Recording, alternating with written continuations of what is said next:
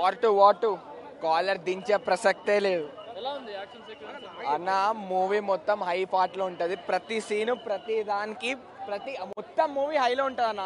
వాటు ప్రతి scene logic తో ఉంటది. మొత్తం హై సీన్స్ ఉంటాయి. లాస్ట్ లో సెకండ్ పార్ట్ హాఫ్ ఎమోషనల్ ఉంటది. తర్వాత మొత్తం వాటు మొత్తం క్లైమాక్స్ తో Hrithik Roshan NTR combination perfect. Importance ఎలా ఉంది సినిమాలో? ఈ పార్ట్ లో అసలు ఎన్టీఆర్ దే మెయిన్ లీడ్ అన్న. నెక్స్ట్ పార్ట్ నుంచి ఎన్టీఆర్ ప్రతి మూవీ స్పై యూనివర్స్ లో ఉంటాడు. మేబీ నెక్స్ట్ లో షారుఖ్ ఖాన్ సల్మాన్ ఖాన్ తో కూడా మూవీలు చేయొచ్చు. ఇంకా కాలర్ దించే ప్రసక్తే లేదు. ఈ మూవీకి అసలు హైప్ లేదు అన్నారు కదా. మార్నింగ్ నుంచి కొంతమంది ఫ్లాప్ టాక్ అని ట్రోల్ చేస్తారు. ఫ్లాప్ టాక్ ఎవడన్నా సీసీటీవీలో చూడమనండి. ఆఫ్లైన్ టాక్ లో ఈ కాలర్ దించే ప్రసక్తే లేదు. అసలు ఈ మూవీకి హైప్ అవసరం లేదు. హైప్ మూవీ చూస్తేనే వస్తుంది. మూవీకే వస్తుంది హైప్.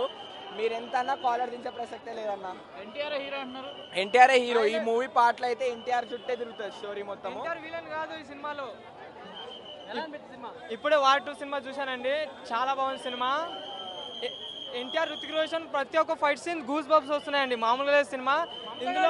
ఇందులో ఎన్టీఆర్ విలన్ కాదు. ఎవరు చెప్పాడు తెలియదు కానీ ఎన్టీఆర్ విలన్ కాదు. జనాలు అంటున్నారు ఎన్టీఆర్ విలన్ కాదు. ఇందులో ట్విస్టులు మామూలుగా లేవు. ఎన్టీఆర్ యాక్టింగ్ అయినా వన్ మ్యాన్ షో అనాలి. ఎన్టీఆర్ ఈ సినిమాకి ప్లస్ అనాలి. మామూలుగా లేదు సినిమా. ఈ సినిమా కల్చర్ కొడుతుంది.